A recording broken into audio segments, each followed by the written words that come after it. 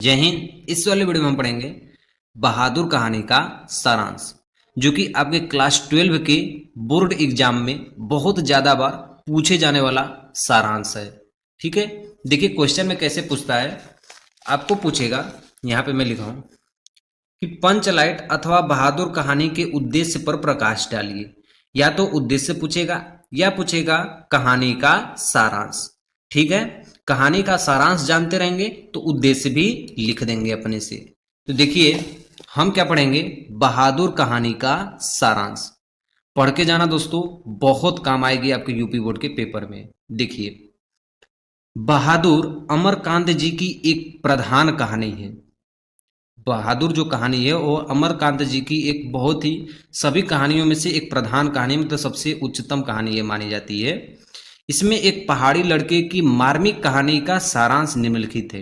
यह जो कहानी बताई गई है, इसमें एक पहाड़ी लड़का है और उसके हृदय की बातों को वर्णन किया गया है। ठीक है, देखिए क्या है कहानी।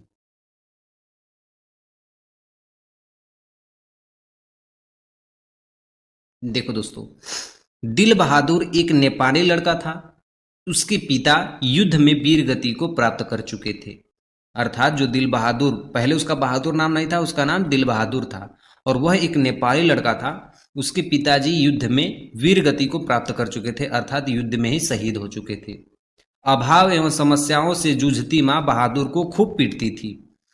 अभाव एवं समस्या के कारण बहादुर, उसके पिताजी जब मर गए थे तो उसकी माता उसको बहुत ज्यादा पीटती थी बहादुर को।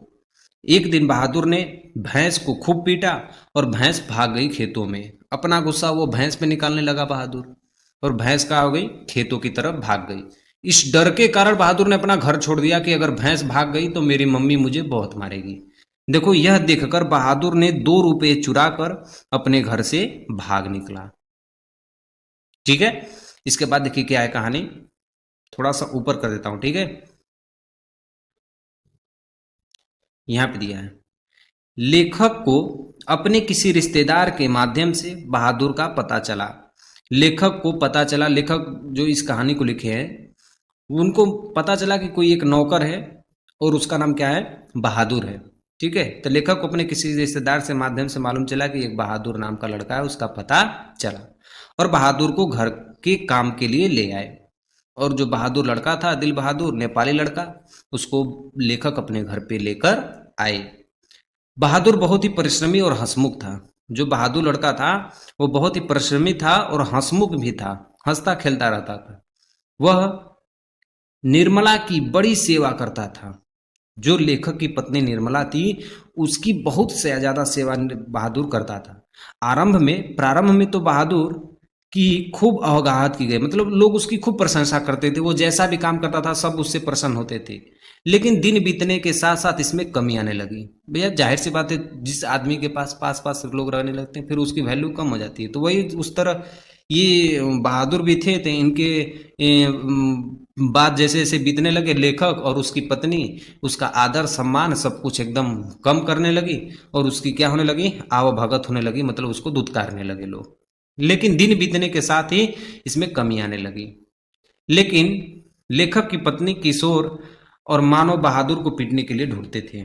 लेखक की पत्नी और किशोर और लेखक पत्नी की उसके लड़का, जो लेखक की पत्नी थी उसका लड़का भी उसको खूब पीटने के लिए ढूंढते थे। बिना गलती के उसको मारते थे, खाना नहीं देते थे। कहानी बहुत बढ़िया है दोस्तों, लेकिन मैंने इसको छोटा से छोटा रूप में लिखा है ताकि आप यूपी बोर्ड के पेपर में इसको अच्छे से लिख पाए। कम शब्दों में पूरा लिखना है, ज्यादा नहीं लिखना है। ठीक है, अब देखो दोस्तों क्या है ये। बहादुर का मन अत्यधिक उदास रहने लगा।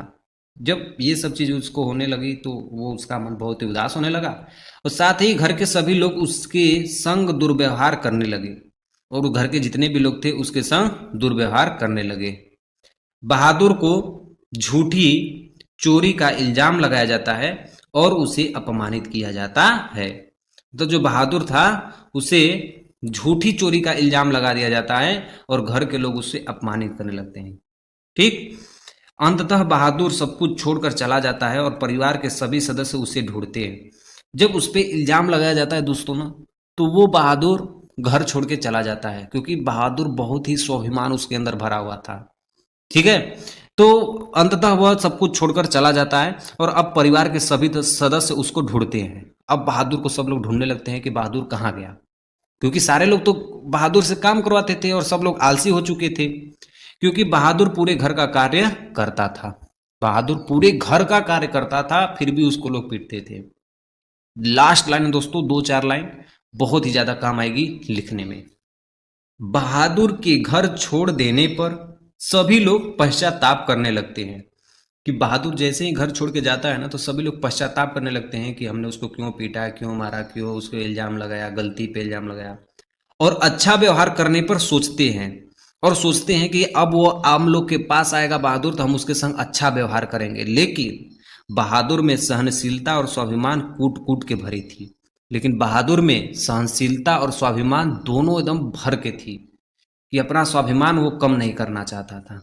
ठीक है, तो ये रहे दोस्तों इस पाठ की कहानी। और दोस्तों जाते जाते लाइक कर देना, कमेंट कर देना प्यारा सा, और सब्सक्राइब कर देना, इस भाई को बहुत ही ज़्यादा खुशी मिलेगी। ठीक है, ओके।